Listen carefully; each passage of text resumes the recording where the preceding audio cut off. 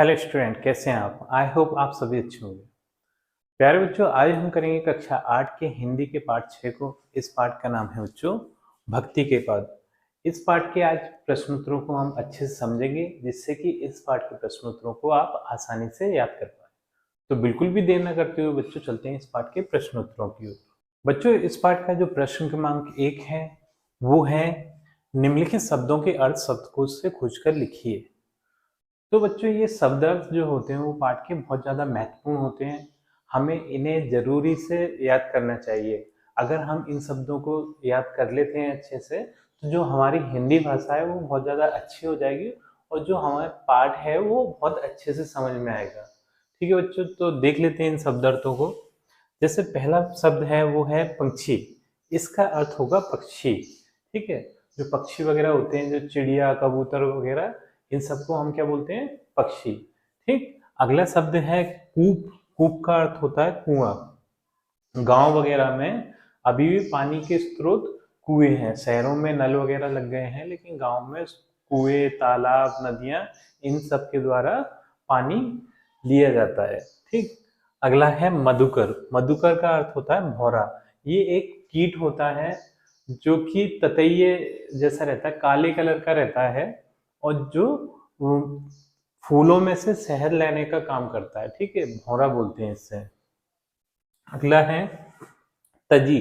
तजी का अर्थ होता है छोड़कर, यानी किसी चीज को छोड़कर कैसे हम दूसरी चीज ले सकते हैं। अगर कोई चीज हमारे पास अच्छी है, ठीक, तो उसके बदले में कोई बेकार चीज हम क्यों लेंगे? ठीक है, तो उसे छोड़ा नहीं जा सकता। तो छोड़कर मतलब किसी चीज को छोड़ना। अधम। अधम का अर्थ होता है नीच। ऐसे व्यक्ति जो बुरे होते हैं, बेकार होते हैं, उन्हें हम अधम या फिर नीच बोलते हैं। ठीक है, जैसे चोर, लुटेरे, डाकू, इन्हें हम अधम या नीच बोल सकते हैं। अगला शब्द है धनुष। धनुष का अर्थ होता है राक्षस या दानव। ठीक। घन। घन का अर्थ होता है बादल। चकोरा। चकोरा का अर्थ होता है चकोर या फिर चकवा, चकवी। ये एक पक्षी होते हैं बच्चों। इन पक्षियों की ये खासियत होती है कि ये चांदनी रात में चांद को ही ताकते रहते हैं, एकटक होकर देखते रहते हैं। ठीक है, तो ये चकवा चकवी पक्षी होते हैं। पूंजी। पूंजी का अर्थ होता है धन। छाड़ी। छाड़ी मतलब छोड़कर। छेरी। छेरी का अर्थ होता है बकरी। अम्बुज। अम्बुज का अर्थ होता है कमल। जो कमल का फूल होता है ना, जो अपना राष्ट्रीय पुष्प भी है। ठीक है, जो तालाबों में खिलता है, बहुत ही ज्यादा सुंदर पुष्प होता है बच्चों, ये फूल होता है कमल। उधारे। उधारे मतलब उद्धार किया या फिर उद्धार करना। बास। बास मतलब सुगंध या फिर हम खुशबू भी बोल सकते हैं इसे, या फिर इंग्लिश में हम इसे समझे गुड स्मेल।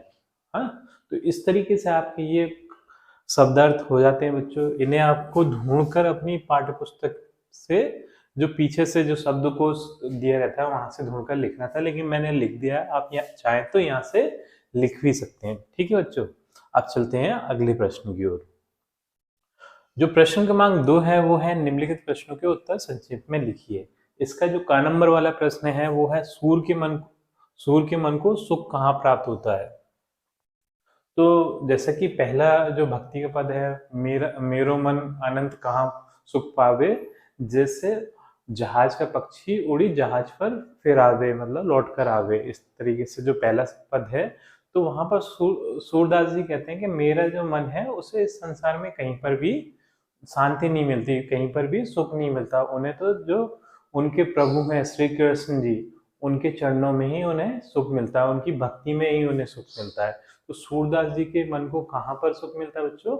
उनके प्रभु श्री कृष्ण के भक्ति में या फिर चरणों में। ठीक है, तो इस प्रश्न का उत्तर हम लिखेंगे सूरदास के मन को सुख भगवान श्री कृष्ण के चरणों की भक्ति में प्राप्त होता है। ठीक है, तो इस तरीके से इस प्रश्न का उत्तर हम कर सकते हैं। अब अगले प्रश्न को देख लेते हैं।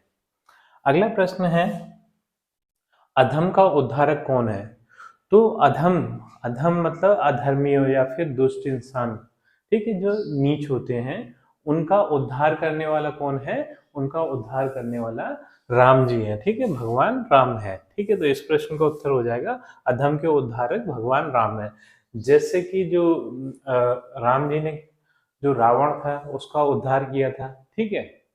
तो वो क्या है, अधर्मी था, नीच था, ठीक, तो उसका भी उद्धार किया था। ऐसे बहुत सारे अधर्मियों का उद्धार राम जी ने किया, ठीक है। ग नंबर वाला प्रश्न है, ये है रैदास किसके आराधक हैं?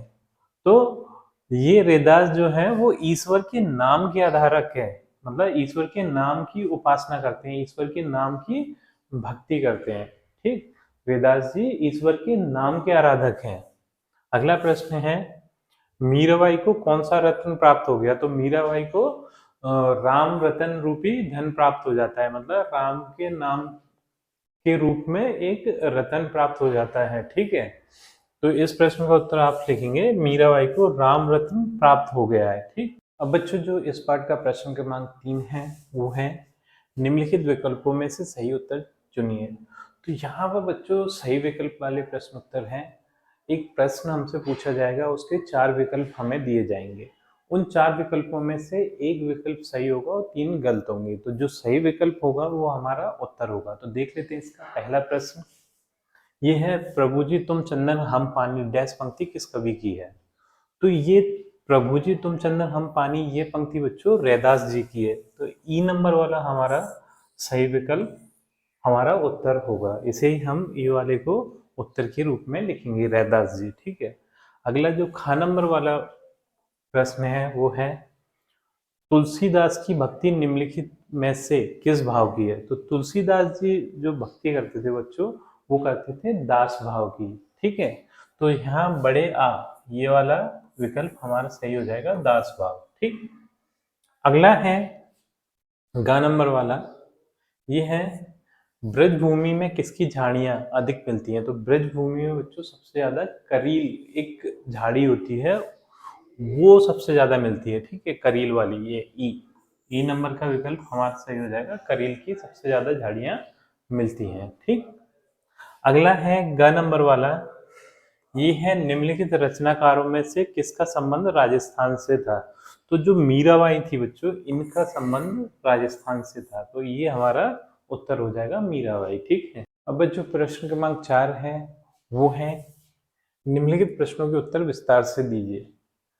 तो इसका अर्थ ये है कि हमें थोड़ा सा ज़्यादा डिटेल में आंसर बताना है अपना, थोड़ा सा विस्तारित रूप करना है आंसर उत्तर का अपने का, ठीक है। तो इसका जो प्रश्न क्रमांक 1 है वो है, जहाज का पक्षी किस बात का प्रतीक है? आज से स्पष्ट कीजिए। तो सूरदास जी ने अपने पहले ही पद में बोला है कि मेरा मन अनंत कहाँ सुख पावे, जैसे जहाज का पक्षी उड़ी जहाज पर फिर आवे, ठीक है, इस तरीके से उन्होंने बताया है।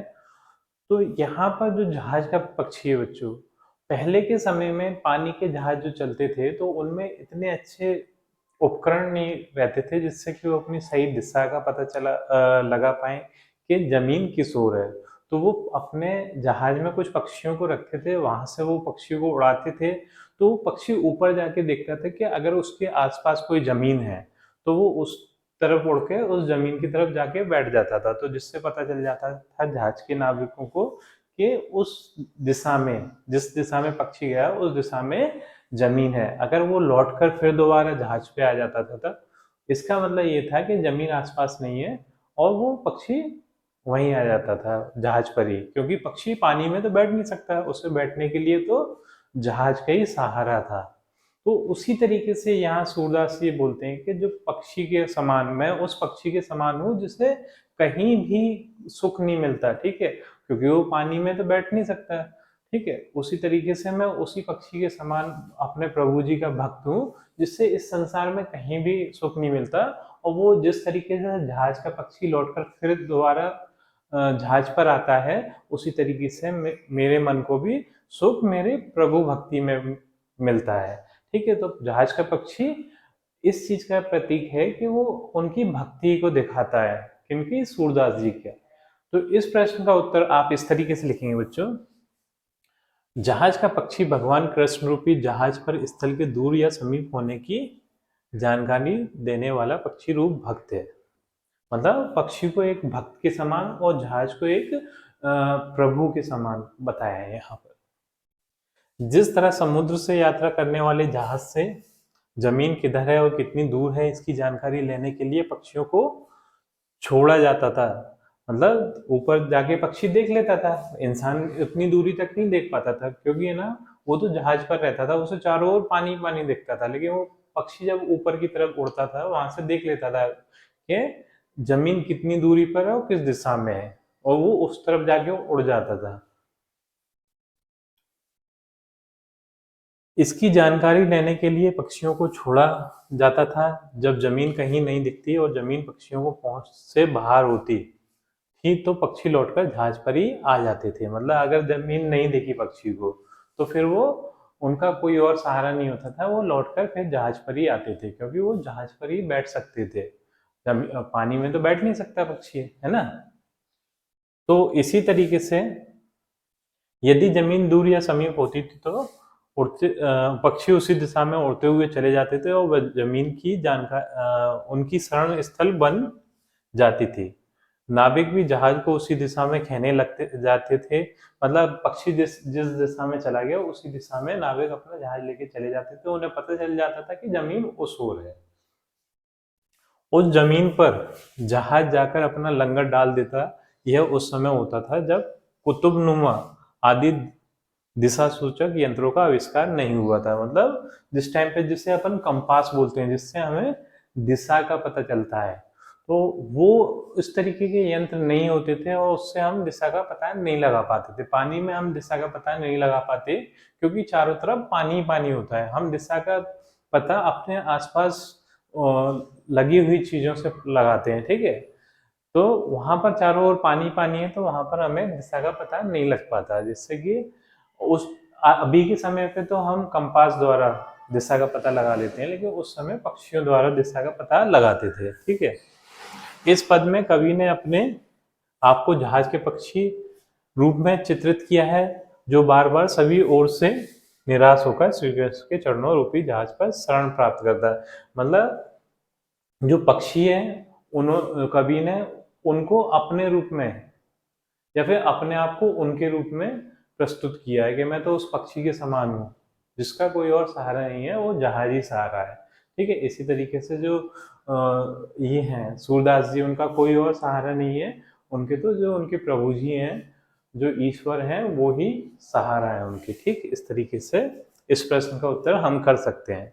अगला प्रश्न देख लेते हैं बच्चों। जो खा नंबर वाला प्रश्न है वो है, तुलसी ने किस किस के उद्धार को उल्लेख किया है। तो तुलसी जी ने बहुत सारी चीजों के उद्धार का उल्लेख किया है, ठीक है। तो देख लेते हैं इस प्रश्न के उत्तर में। तुलसी ने वर्णन किया कि खग, खग का मतलब जटायु, जटायु का भी उद्धार राम जी ने किया था, ठीक है। देखा होगा कि जो माता सीता को जब रावण उठा के ले गया था, तो वहां पर जो जटायु है उन्होंने उसका रावण का सामना किया था। उसी दौरान वो घायल हो गए थे, फिर श्री राम जी ने उनका उद्धार कर दिया था, ठीक है। मृग यानी मारीच, जो हिरण, जिसको सीता माता जी ने मारने के लिए बोला था कि इस हिरण को मार के मेरे पास ले आइए, तो वो क्या है, वो एक राक्षस था और उसका भी उद्धार राम जी ने किया था। व्याग, वाल्मीकि, पाषाण, सांप से पत्थर बनकर पड़ी हुई गौतम पत्नी, मतलब गौतम ऋषि थे, उनकी पत्नी को श्राप मिल गया था जो कि पत्थर में रूपांतरित हो गई थी, उनका भी उद्धार राम जी ने किया था।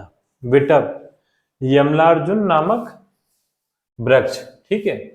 तो ये भी एक वृक्ष, जो यमलार्जुन नामक व्यक्ति थे वो वृक्ष में बदल गए थे, उनका भी उद्धार इन्होंने किया था, ठीक है। जड़, भरत मुनि आदि का उद्धार भगवान श्री राम ने त्रेता युग में और भगवान श्री कृष्ण ने द्वापर युग में किया था। तो इन दोनों ने किया था, राम जी ने भी और कृष्ण जी ने भी, क्योंकि ये दोनों ही अवतार किनके थे, विष्णु जी के थे, ठीक। जटायु पक्षी सीता हरण के समय सीता को बचाने के लिए रावण से संघर्ष करते हुए घायल हो गया था, जैसा कि मैंने आपको बताया था। श्री राम ने उसका श्री राम ने उसका उद्धार किया था। मृग रावण का संबंधी था, जो रावण की सहायता के लिए कपट मृग, स्वर्ण मृग बना था, जिसका राम ने उद्धार किया था। मतलब सोने का मृग बन के आया था, तो राम जी ने उसका भी उद्धार कर दिया था। ठीक। व्याध वाल्मीकि पहले डाकू थे, राम शब्द का उल्टा जाप करने से उनका कल्याण हो गया था। मतलब ये जो व्याध थे, व्याध ने वाल्मीकि भी बोला जाता है, ये पहले क्या थे, डाकू थे। फिर डाकू से फिर ये राम शब्द जपते जपते इनका भी उद्धार हो गया था। ठीक। पसान अहिल्या गौतम ऋषि की पत्नी थी। ठीक है। वे अपने ऋषि पति के द्वारा दिए गए श्राप के कारण पत्थर बन गई थी। तो ये पशान कौन थी, इनका नाम अहिल्या भी था। ठीक। और ये गौतम ऋषि की पत्नी थी, और इनके जो पति थे इन्होंने इनको श्राप दिया था, जिसके कारण ये पत्थर की बन गई थी। फिर यहाँ पर राम जी ने आकर इनका भी उद्धार कर दिया था। ठीक। भगवान राम ने अपने चरणों की धूल के प्राप्त से उनका उद्धार किया था। यमला अर्जुन को श्राप लगा, वे वृक्ष बन गए थे। जो यमला अर्जुन जो दो थे, उन्हें भी श्राप लगा था, वो वृक्ष बन गए थे। और श्री कृष्ण के अवतार में उन्होंने बाल काल में ही इनका उद्धार कर दिया था। द्वापर युग में श्री कृष्ण ने उनका उद्धार किया। इस तरह विभिन्न रूप में पतित हुए प्राणियों को भगवान ने उचित समय पर उद्धार कर दिया था। मतलब जो भी पतित हो गए थे उनका उद्धार किया इन अवतारों में आके। ठीक है। इस तरीके से आप इस प्रश्न का उत्तर भी कर सकते हैं बच्चों। अब देख लेते हैं अगले प्रश्न को। जो ग नंबर का प्रश्न है वो है, रेदास ने भगवान से अपना संबंध स्थापित करते हुए किस किस से अपने को जोड़ा है। तो उन्होंने बहुत सारे उदाहरण दिए रेदास जी ने भगवान जी से अपना संबंध दिखाने के लिए, कि दिया और बाती का उदाहरण दे दिया, चकवा चकवी का उदाहरण दे दिया। ठीक है। इसी तरीके से बहुत सारे उदाहरण दिए, देख लेते हैं इस प्रश्न के उत्तर में। रेदास ने भगवान से आपको कई तरह से जोड़ा है, अपने आप को कई तरीके से जोड़ा है। उन्होंने भगवान को चंदन, धन, चंद्रमा, दीपक, मोती के रूप में है। मतलब उन्होंने चंदन बताया है, बादल बताया है, चंद्रमा बताया, दीपक बताया, मोती बताया है। ठीक है। भगवान को अपने आप को उन्होंने क्रमशः कैसे बताया है, पानी, मतलब चंदन में जिस तरीके से, पानी में जिस तरीके से चंदन घुल जाता है, उसकी सुगंध फैल जाती है, उस तरीके से भगवान से ये संबंधित है। मतलब है ना, धन, और धन मतलब बादल को देखकर जिस तरीके से मोर नाचने लगता है। ठीक। और बिना बादल के मोर का कोई अस्तित्व नहीं है। तो उसी तरीके से इन्होंने अपना संबंध भगवान से बताया है। चंद्रमा और चकोर, चकोर जो पक्षी है वो एकटक होकर चंद्रमा को देखता रहता है। ठीक। दीपक और बाती, बिना दीपक के बाती का कोई अस्तित्व नहीं है, कोई महत्व नहीं है। इसी तरीके से उन्होंने अपना और भगवान का संबंध बताया, मोती और धागे के रूप में। ठीक है। अब वो बोलते हैं, और अपने आप को क्रमशः ये बता दिया। ठीक है। चंदन पानी के संयोग से घिस जाता है और उसकी गंध फैलने लगती है। बादल की गर्जना के साथ ही मोर कूकता है, मतलब कू कू की आवाज निकालता है। चंद्रमा को चकोर एकटक ही देखता है। दीपक में बत्ती होती है, वह दीपक की ज्योति बिखेरती है। मोतियों में धागा पिरोया जाता है, फिर हार बन जाता है। सोने का सुहागे से चमक प्राप्त होती है। मतलब जो सोना है उसमें जब सुहागा मिलता है तो उससे उसकी और ज्यादा चमक बढ़ जाती है। ठीक है। और ज्यादा वो मूल्यवान हो जाता है सोना। इस तरह ईश्वर से इन जीवों का विभिन्न प्रकार का संबंध है। अगला प्रश्न है बच्चों, वो है, मीरा की भक्ति भावना पर अपने विचार प्रकट कीजिए। तो जो मीरा माई थी बच्चों, ये भगवान श्री कृष्ण की बहुत ज्यादा बड़ी भक्ति, राम जी की, श्री कृष्ण जी की बहुत बड़ी भक्ति थी। ठीक है। इतनी बड़ी भक्ति थी कि इन्होंने पूरे संसार को छोड़ दिया था इनकी भक्ति में, है ना। और अपनी सारी लाज लज्जा एक तरफ रख के, और ये भक्ति में लीन हो गई थी, बिल्कुल एकदम खो गई थी भक्ति में। ठीक। तो इस प्रश्न का उत्तर हम इस तरीके से लिखेंगे, मीरा की भक्ति दास भावना से ओतप्रोत है। मतलब वो दास भावना की तरह, एक दास की तरह भक्ति करती थी। वे भगवान कृष्ण की भक्त दासी हैं। ईश्वर की भक्ति उनके लिए वह रत्न है जिसे कोई चुरा नहीं सकता, खर्च करने पर भी खर्च नहीं होता। वो ईश्वर भक्ति को इस तरीके से मानती है कि ईश्वर की प्राप्ति को इस तरीके से मानती हैं कि मेरे लिए तो ये उस धन के समान है जिस जिस धन को हम ना ही खर्च कर सकते और ना ही कोई चोर चुरा सकता है। ये धन तो दिन प्रतिदिन बढ़ता ही जाता है। भगवान की भक्ति का रत्न तो प्रतिदिन सवाया ही होता जाता है, मतलब बढ़ता जाता है। इस प्रकार इस भक्ति से मनुष्य सतगुरु की कृपा प्राप्त कर लेता है और सत पर आधारित मनुष्य की जीवन नौका बड़ी सरलता से संसार सागर को पार कर जाती है। ईश्वर की भक्ति ही मनुष्य को उद्धार प्राप्त कराने और एकमात्र साधन है। ईश्वर की भक्ति तो संसार की विविध वस्तुओं के प्रति मोह त्यागने पर ही प्राप्त होती है। यानी जब हम सांसारिक सारी मोह माया को त्याग देते हैं तभी हमें ईश्वर की भक्ति प्राप्त होती है। बच्चों, इसी प्रश्न के उत्तर के साथ हमारी ये वीडियो कंप्लीट होती है। आई थिंक ये प्रश्नों के उत्तर आपको अच्छे से समझ में आए होंगे।